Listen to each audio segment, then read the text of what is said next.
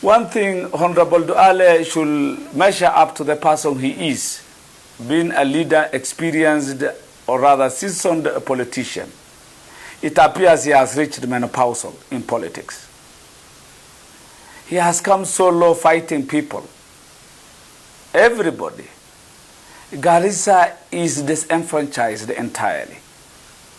That he cannot hold a meeting in his own home county. Any meaningful meeting in Garissa. He went to Wajir, held 2 meetings, trying to incite communities against each other, without regard to the biting drought.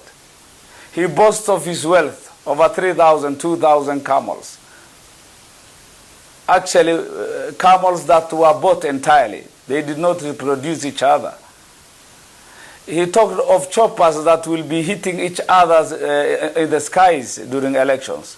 A show of opulence and might.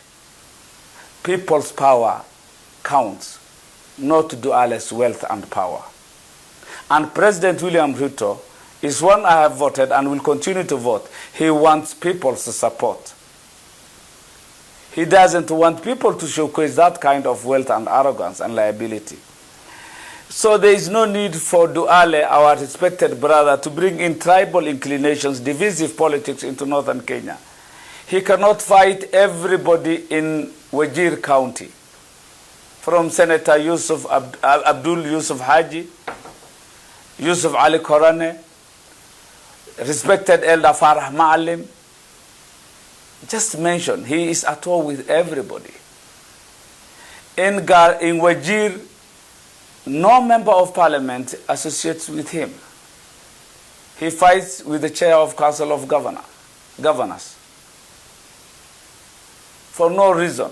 He doesn't want any other Somali to go and enter State House or go closer to the president. Envy, hate, that will not help our government. He is at war with me for just asking the government to be accountable, which is my constitutional right, why my people elected me, to oversight, to appropriate, and to legislate. These are my works. It is not a mark of indiscipline. It is not disrespect to the president. It is my work. And that is the work of every member of parliament. So Duale's of late diversionary politics, whenever his competence and capacity is questioned, he becomes diversionary and attacks everybody. Attacks everybody. That is not the person we wanted of him. In the last meeting in Habaswe, in a public gathering, he talked of my community, discussed my community in a bad way, to the extent that he has, for the first time, promoted a major general from my community. The military is the most disciplined and professional force we have in this country. To rise to a major general, it takes quite a bit of competence and career development on the part of the person he mentioned. It is not prudent for us to discuss the military and how they are promoted. And that is not an adjutant.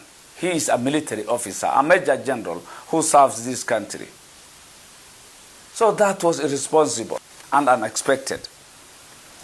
He talked of appointing PS, the first PS. It is His Excellency William Samoei Ruto, who has the mandate to appoint CSS, PSS, and other state officers, not to Duale. And it should not be lost on us.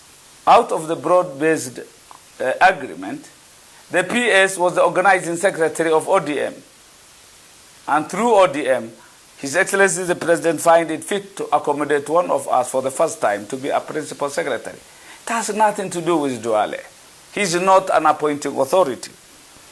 So one thing in Islam that I cannot go short of, or any Muslim for that matter, is blind obedience. Blind obedience is only to Allah, the Creator, the Almighty. I will never, ever give any blind obedience to anybody except Allah. If Duale wants blind obedience, sycophancy, to be a preambulator to him, I shall never be. And that should be the last thing he least expects of me.